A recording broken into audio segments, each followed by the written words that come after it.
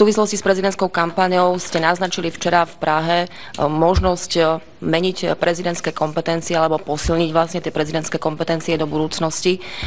Poslanec za HZDS, pán Halecký, si myslí, že týmto pádom chcete ako keby do budúcnosti kandidovať na funkciu prezidenta. Ubezpečujem vás, že v roku 2014 ja už v politike nebudem. Môžete byť úplne kľudná. V roku 2014 ja už v politike nebudem. Môžete byť úplne kľudná.